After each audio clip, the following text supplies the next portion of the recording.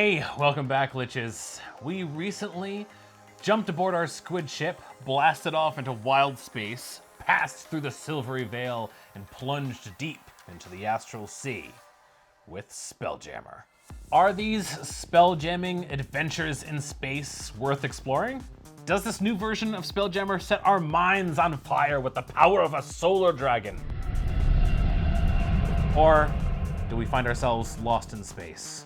Climb aboard our Spelljammers, as we find out if this new box set from Wizards of the Coast is astral sea worthy. Here's how we're gonna break this down. There are 3 books included inside of this box set. There is a monster menagerie, there is an adventurer's guide, and there is an adventure.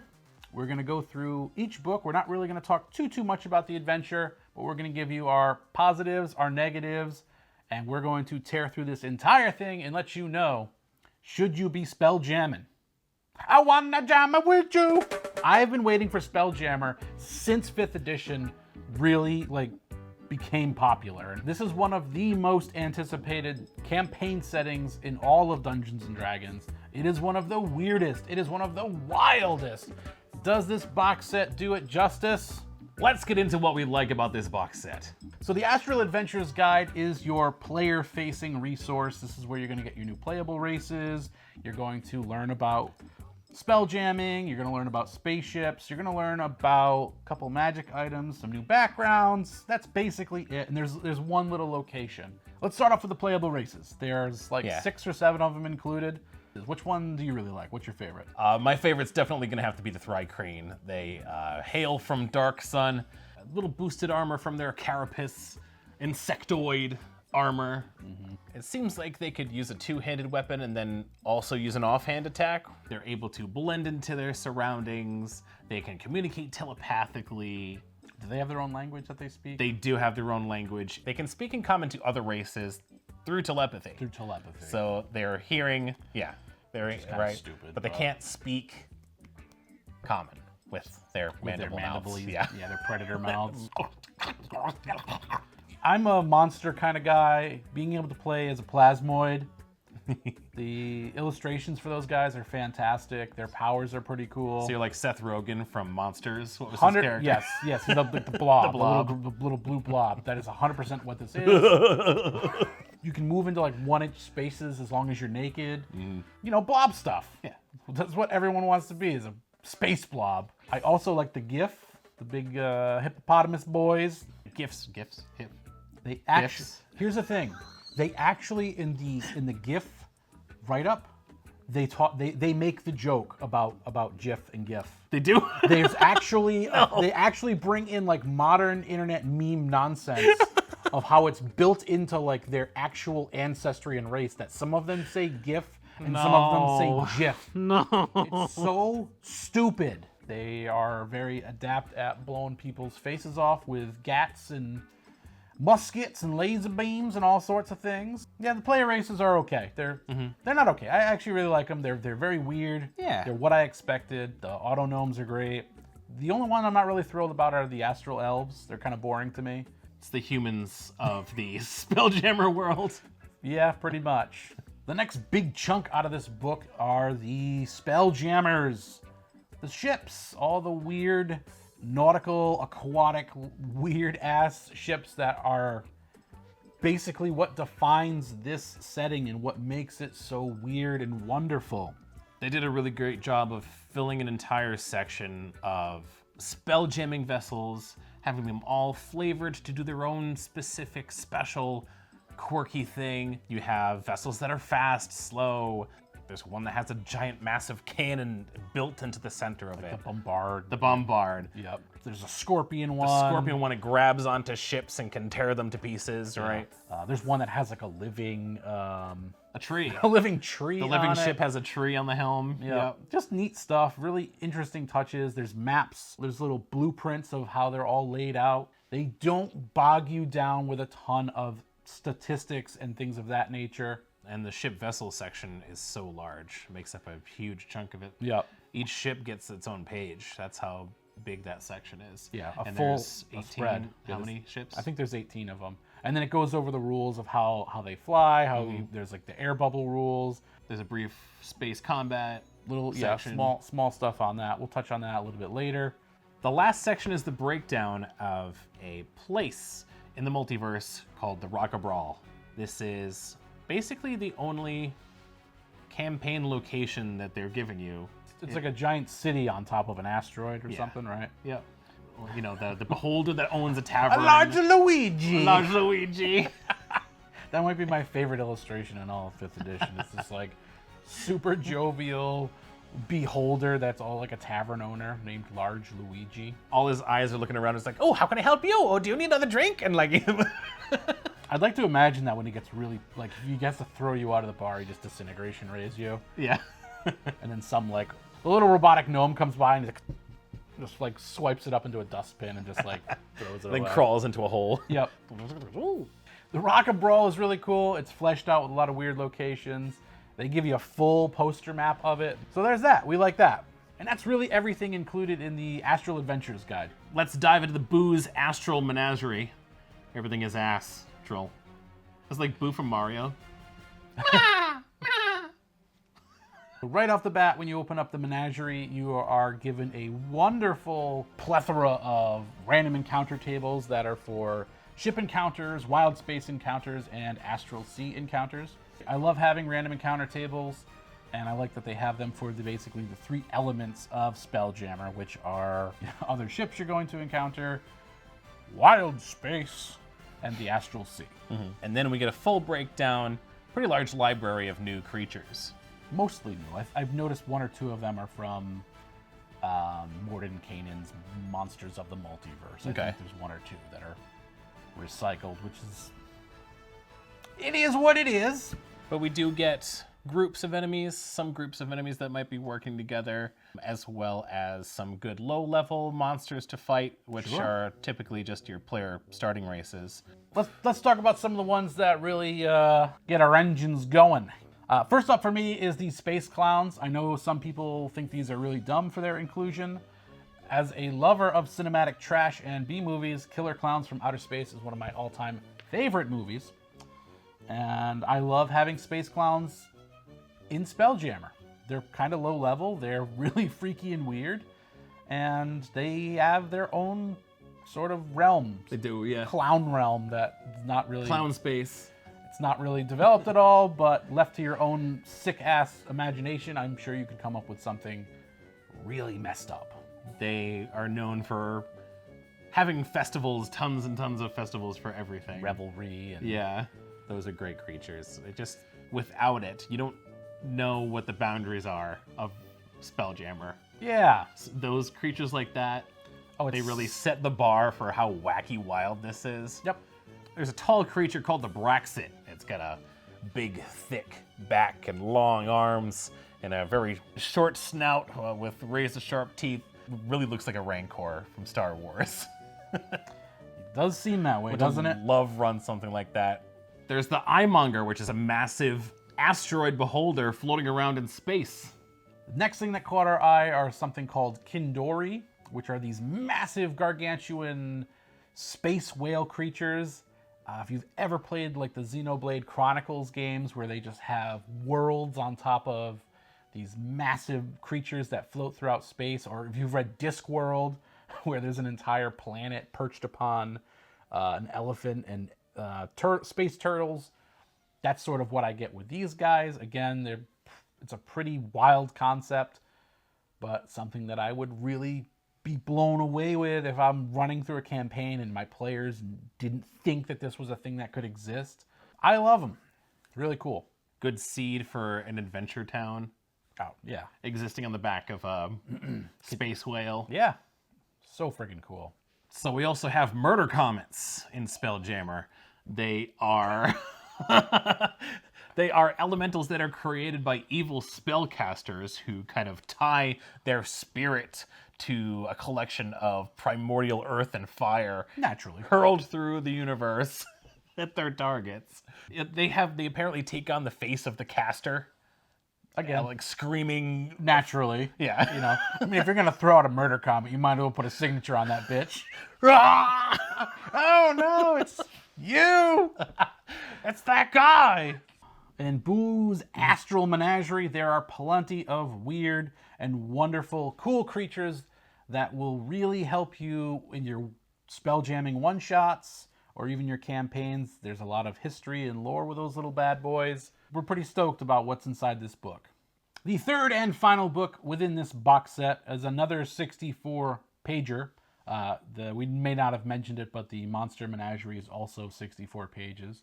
We have not read through this. I am secretly trying to convince KMo to maybe run it for our group in some capacity. I took a quick look at the adventure. It takes you to some great places. Not much of it takes place within the void, but it seems like it would be kind of fun to run. It doesn't start in Rock 'n' Brawl, but you do eventually like kind of get there. Okay. It's a I don't want to give too much away. 5th to 8th level adventure, I believe. I read through the little beginning blurb where it specifically says that like the primary inspiration for this was like the 1980s version of Flash Gordon. Woohoo, what a movie. It talks about just being really ridiculous, having insane plot twists, leaving every session on a serialized cliffhanger. Yeah. So I don't know if it'll actually follow through with all those promises. If we do play through it, expect a review.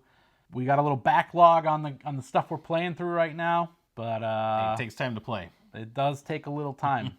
They claim this can be done in 12 sessions, that each chapter is 12 chapters, and each chapter can be completed in 2 to 3 hours. I don't know. 3 months every week. I'm okay with it. That's a decent-sized adventure for me. All right, well, I think it's time to address the GIF in the room. All right, so far, everything that we've been discussing about this box set has been our positives. It's time to get to the negatives. As many of you have probably already heard on the YouTube sphere, Spelljammer Adventures in Space has some issues.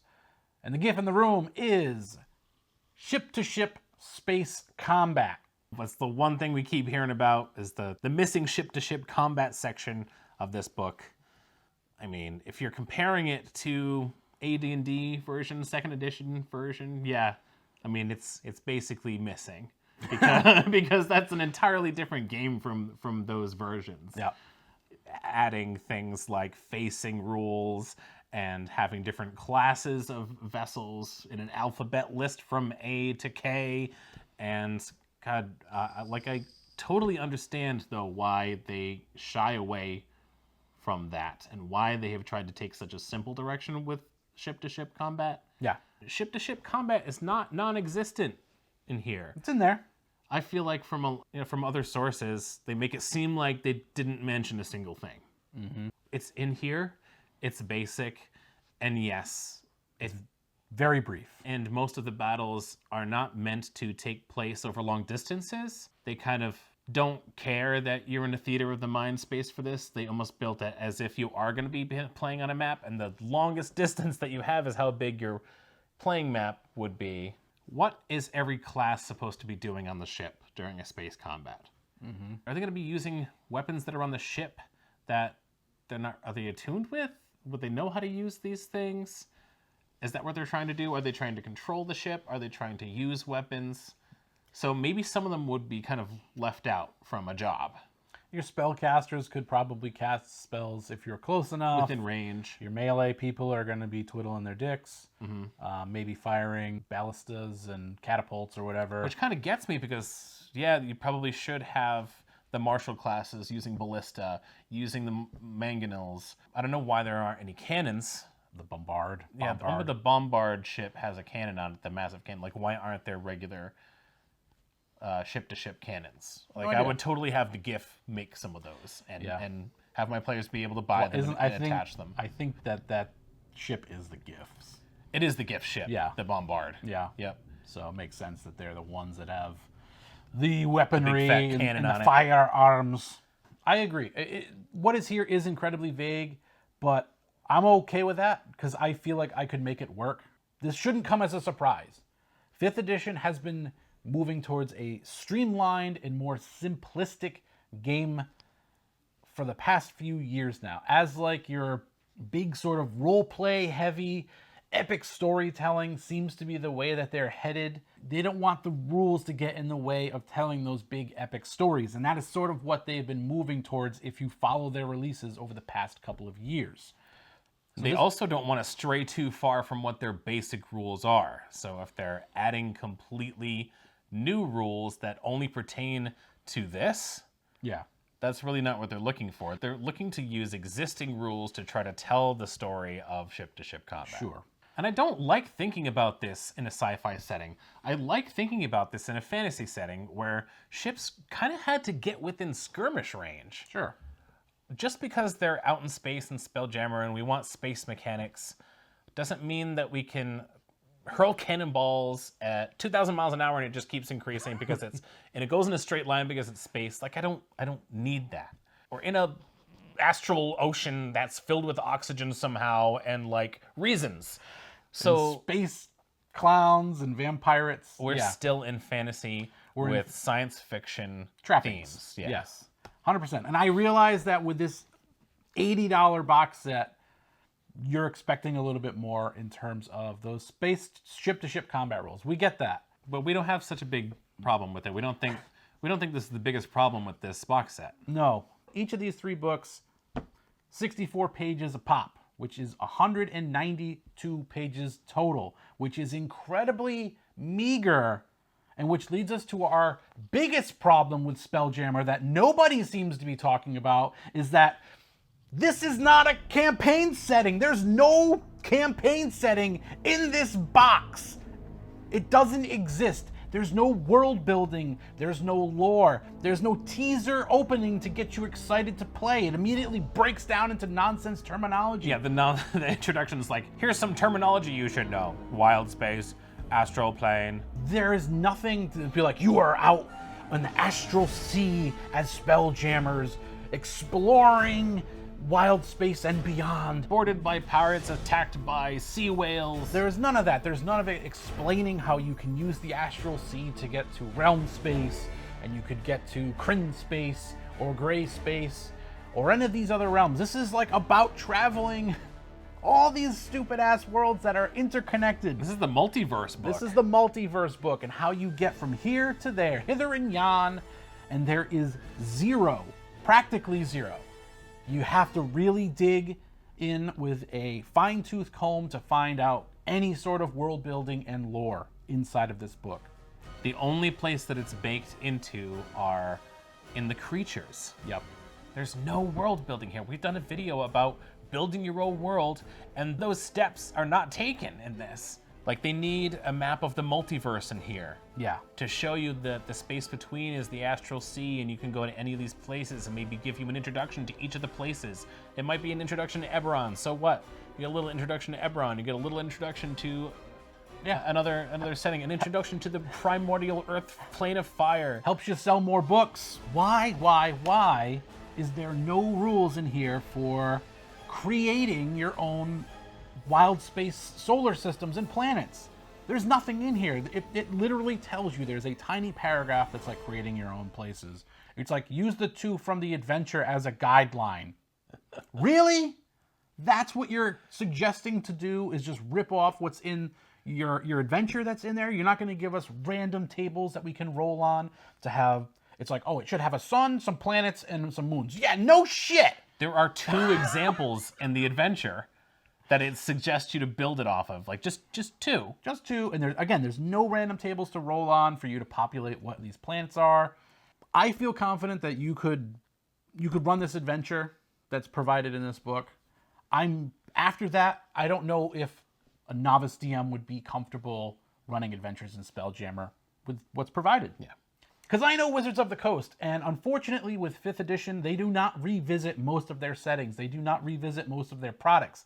There were novels. There were so many 2nd edition products. There was a 15-issue comic book series. There was so much spell jamming stuff you could pull from. Why haven't you done any of this? I feel like this won't spoil it, but at the end of the adventure in here, if you want to continue with your adventure after the adventure you had just finished, you can go to Doomspace or back to Rocket Brawl. That's what it recommends doing. That's the suggestion. It goes in the complete opposite direction of all of their other campaign settings. Yeah. Eberron, Ravenloft, Ravnica, Theros, all of those have thick, juicy books filled with histories and images factions and maps and lores and maps and wonderful things to help you get going.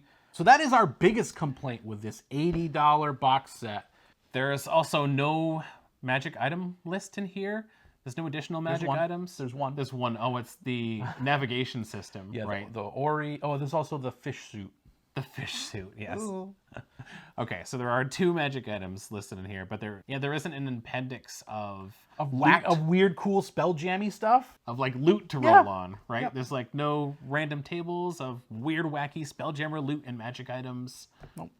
None of Like that. what we find out here in Wildspace, we have no clue. Yeah, it's the same shit you find in Forgotten Realms, apparently. Yeah. Oh, here's a potion, or here's some gold out in the fringes. To make a spell jamming helm, which is what you use to control your spell jamming ship, there's only one of them. It's a spell. It costs like 5,000 gold pieces to be able to conjure it up. That's it. It's one. In the old 2nd edition, there was like each race had their own specific spell jamming helm, and they all had different ways of you could power up your ship a little bit differently. Why? Why wasn't that included? Just give us a little bit of variation. Or like flavor text at the beginning of the ship section. Yeah, just include it with the ships, because all the ships are based on races and stuff.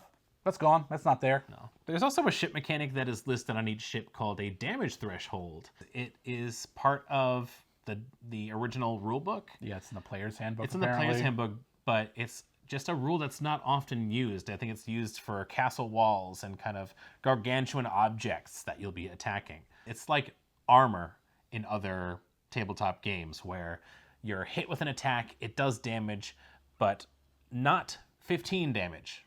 If the damage threshold is 15 damage is ignored, and then the rest of the damage is taken. Sure, so if you did 13 damage, you take no damage. You take no damage, yes. But if you take 16 damage, you take 1 damage. Yeah. What kind of irks me is that it doesn't re-mention that in here. Like, just a sentence, 2 sentences, this is... What damage threshold You're looking is. at damage thresholds. Yeah, exactly. You could literally just have one sentence that says, here, reference player's handbook, page blah, blah, blah. Because you're assuming you have all that crap anyway, right? Yeah. I really don't like how space exploration is handled in this. You control your Spelljammer with your mind while sitting in your Spelljammer helm.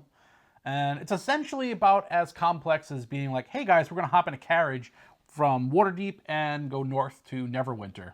I mean, 5th edition is really weak when it comes to exploration anyway. The rules for it are piss poor. They always have been. It seems like the designers are like, exploration is everyone's least favorite part of the game. I love exploration. I think it should be like so in-depth and you can do a lot of cool, interesting things. So instead of making it fun, we're just going to make sure you have the shortest line from A to B to where you're going. Yep. Maybe you have to like travel around a poisonous nebula or something. Or go around dangerous pockets of space, safe pockets of space to travel through, just like a normal map is, like well-traveled routes, trade routes, things that come up in space adventures. Yeah, sure. They talk about the astral wanderer or drifter. You drift into a god at some point. Maybe that happens. Yeah. But they talk about a dead god. They've talked about it in all the promotional stuff. Do you just like slow down and you're just like, hey, and to the starboard side of the ship, you're going to see a long dead god floating nearby, as you can see. It's his pinky finger. Can we fix this? Can we do anything to make this salvageable? There's a few things we can do to make this salvageable. I feel like for space combat, something very simple we can do to make the ships a little more versatile in spaceship combat is to just get rid of that disadvantage that a lot of the ship weapons have. Sure, for the distances. For the mangonels and the ballistas. Yep. Right? As I was thinking about spaceship combat a little more too, you're thinking about things that your players can do from a longer distance. I feel like maybe if you had some kind of weird scrying turret with like magnifying discs on it that allowed you to cast your spells at long range. Yeah, of course. And like the wizard is like operating this cool turret. Yeah, he's strapped in there. Yeah. That'd be awesome. Blast fireballs at quadruple the range, right? For me, If I'm going to be fixing a lot of the missing rules for creating adventures and planets and solar systems, I'm going to be looking for this book right here. Solar Blades and Cosmic Spells by Emmy Award-winning author Jogo Nojira. This thick little book is amazing. This is its own tabletop role-playing game, and this thing is just, it's filled with an entire rule system, but once you get to, I believe, Chapter 8, Running the Universe, there are rules and random tables for running everything. There are ghost sectors. There are sectors that are filled with robots. There's the core worlds. You could run years of adventures in space with this book. It is incredible. It's all random adventure hooks, right? Absolutely. I think this only gives you about 10, and they only start from like a home world. Yep. Rock a Brawl, and like 1 or 2 of them start out in space on a vessel. I'll just read one off to you randomly because they're pretty awesome. A moon-side circular monstrosity with thousands of eyes, mouths, tentacles, and minds. There is actually a planetoid inside the creature who is formed by the grotesque fusion of millions of individuals. Oh my God. Holy space Jesus. Zombie clap moon. Woo! I'm just gonna put it in the box. Yeah.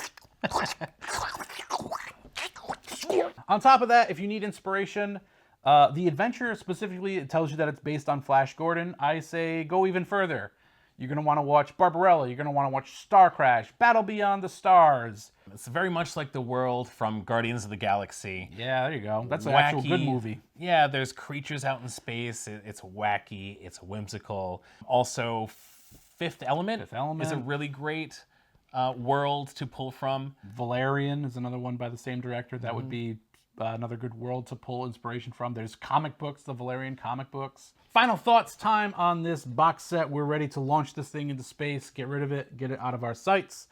We love some of it. We genuinely do love the artwork in here. Is some of the best that has ever graced the pages of anything in 5th edition Dungeons & Dragons. If anything, inspiration can be pulled, it's from the artwork in these books. The ships look great. The creatures look great. You're like, oh, that's how an air bubble looks on someone's head. It's almost like an astronaut's helmet. Large Luigi is like my favorite thing ever. Would you like a drink? It seems like early on in Wizards of the Coast, someone was like, space adventures are going to be way too overcomplicated. Let's just make sure they get on their ship, get back off onto on-foot adventures. Because, you know, it worked for Star Fox. Hold that down! You don't have enough scabs! Last but not least, we like that it comes with a Dungeon Master screen. We wish that some of that information wasn't redundant from within the books. As a total value for $80, though, you can already buy this thing for like $40 on Amazon. It's like already half off. Yeah, it's like they're cheap already. You can also unlock all of the content on D&D Beyond for $50. Do you recommend this product? Not at the $80 price range. Just for creatures, ships. It's enough inspiration. The art in here is great for inspiration. At that $80 price range, that's nuts with people who first bought this for $80, which is probably us. Yeah, not sponsored, by the way. Yeah. Once again, this comes from the Lich's Fund. We paid for this out of our own pocket. I am going to give this a hard pass for a recommendation. I do not think that most Dungeon Masters would be able to use this right out of the box. If you do go ahead and buy this, I highly, highly recommend going on Drive-Thru RPG and downloading the original 2nd edition box set. We'll put a link to that down in the Netherrealm. I think that a Dungeon Master with lots of experience, you could make your own version of Spelljammer. All this is doing is using rules already in the DMG and Player's Handbook. There's almost nothing in here that you would actually need. Thanks again for watching. Thank you for being our 1,000th subscriber. Yes. Whoever you are, thank you so much. We're so excited to get past that landmark. It's all because of you guys. Thank you so much for joining the Lich community. Keep them coming. We're going to keep growing. We're going to got more reviews coming. We got another video right here if you want to check out what we think of all the other settings from 5th edition. I'm Wolf. I'm KMo. Catch you next time. Later, Liches.